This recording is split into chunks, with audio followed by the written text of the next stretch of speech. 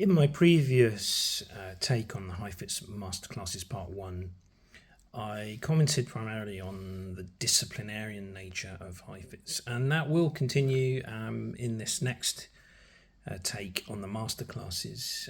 However, I want to highlight the opposite side to Heifetz's personality as well, which was his deep love for and interest in his students. Heifetz was apparently fluent in English, French, Spanish, Hebrew, Russian, lectured in those, but he was also competent in Japanese, Korean, Indonesian and Polish, and took 2 lessons a week in those. Now that may not be immediately apparent in these, or apparent at all in these 1962 masterclasses, but he obviously had his students in mind, and this was the shape of the class in later masterclasses, I guess, as the 70s progressed. He also paid the rent and food for hard-up overseas students and fought for visas for those who had to return. So that is a guy who felt a great deal of warmth to his students. Of course, they had to be good violin players to earn Heifetz's respect, no doubt. So in this next take on the masterclasses, we'll look at how Heifetz can play piano. He almost became a pianist and decided against that and stuck with violin. Thank goodness he did that. But remained competent on piano, as you'll see, and also Heifetz larking about the mischievous nature of Heifetz. Apparently he liked to play pranks.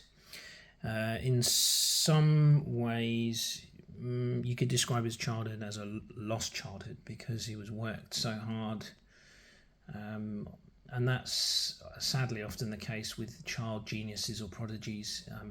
They don't really have a chance to develop their childhood properly. But that child in Heifetz was there, and that's why he played pranks. And he larks about with his comic take on the Vieuxtemps, showing you how not to play it. But despite that, he can't help still sounding amazing even when he's messing around. So enjoy this series of extracts from the Masterclasses Part 2.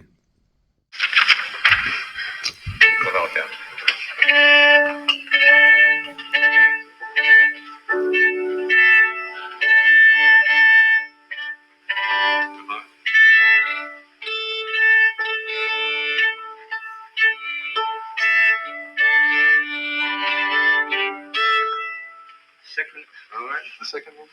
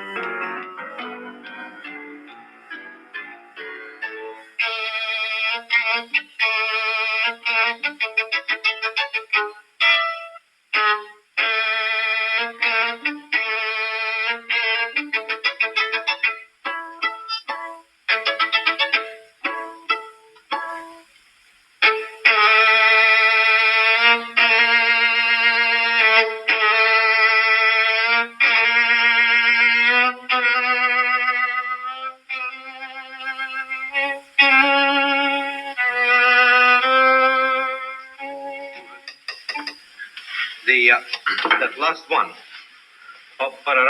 should already be in the tempo or in the style and in the character, the way you're going to play the movement. Okay? Yes. Do you follow? So the last should not be.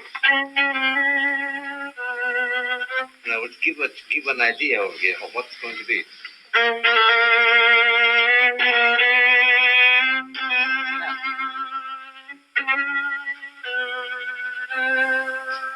Let's stop.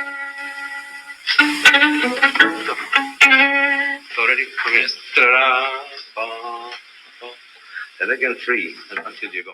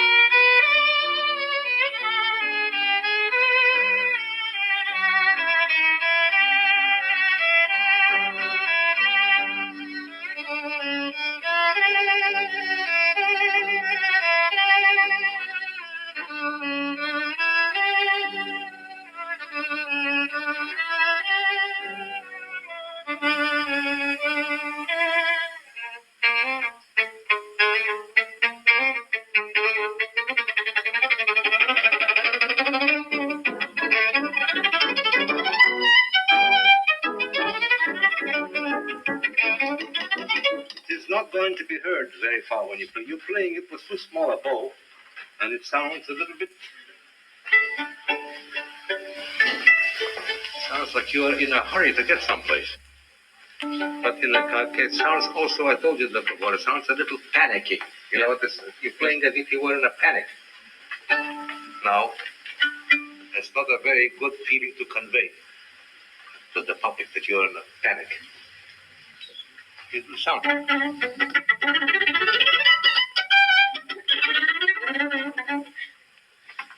Too little bow, that's one of the reasons. And take them more time to actually play slower.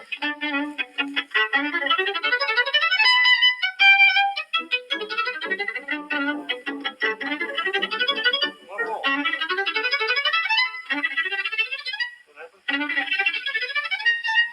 You're panicky and very confidential at the same time. Quite a combination. But anyway, more bow without the what's not waste now.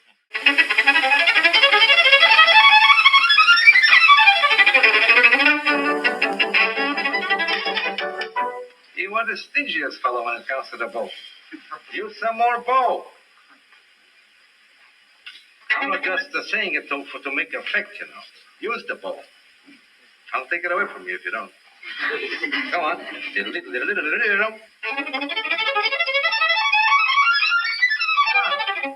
Use it.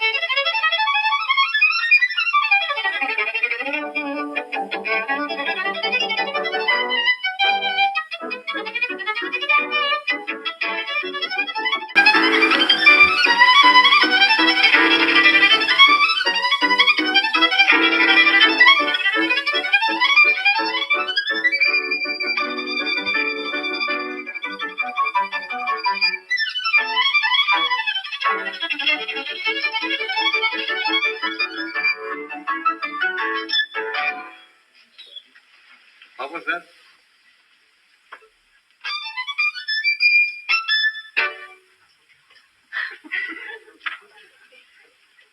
You do it only on Fridays?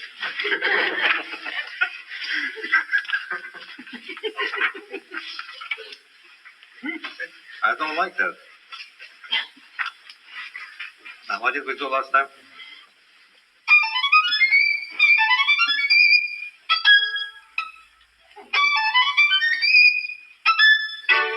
It's not taram, it's tatam. And how about without plucking it? Pa-pam, pam, without bing, ta-pam, don't bing, pluck, nothing. Ta-tam. One, ta-pa-pa-pa-pa-pa-pa. And short, pa-pam, pam. Ta-ta-ta-ta-ta-tam. Short, both of them short. Pa-ra-pa-pa-pa-pa-pa. Oh, ta-tam, both short and loud. Pa-pa-pa-pa-pa-pa. That's right. All right. I would like you to do a few kreuzes. Yes. Number 24. Do you have your kreuzer here? Yes. Open it to 24.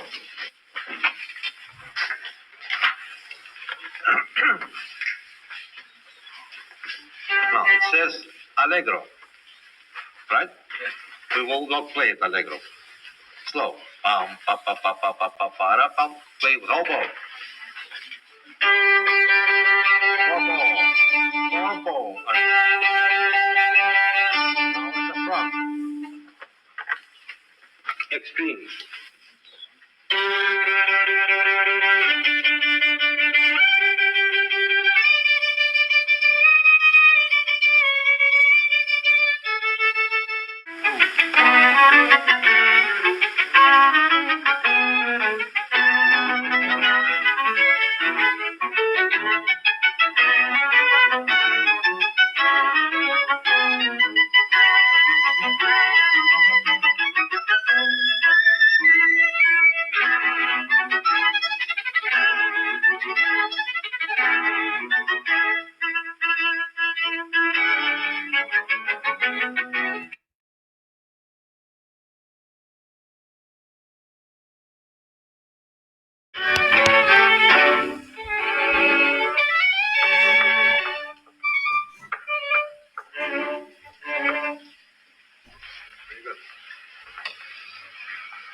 Okay, there was one crescendo you didn't do. It was the same kind of spot as this.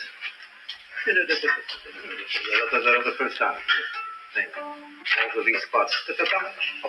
Oh, easier to play in one bow, you know. Here. Like these places. Here.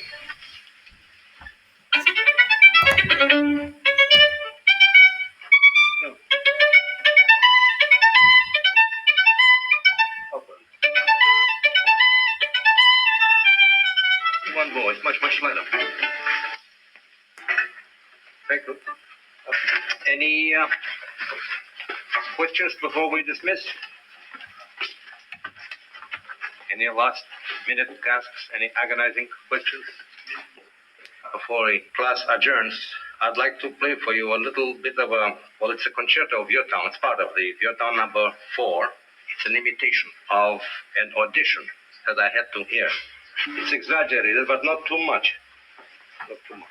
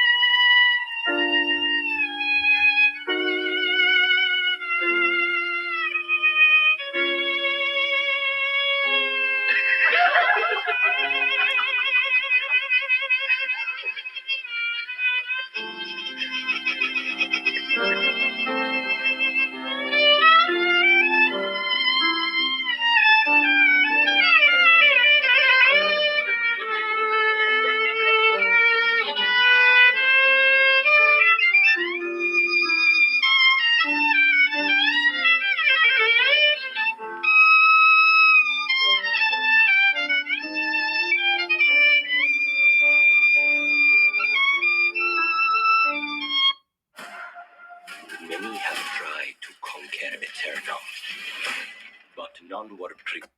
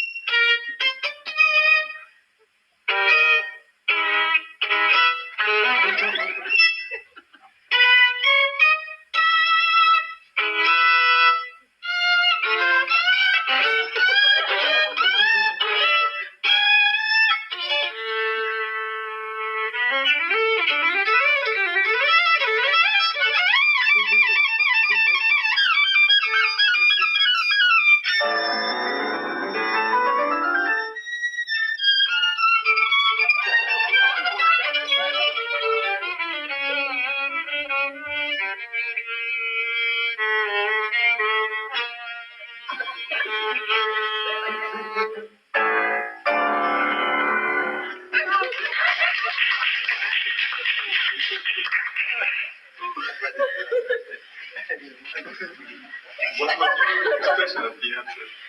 The class? Just me.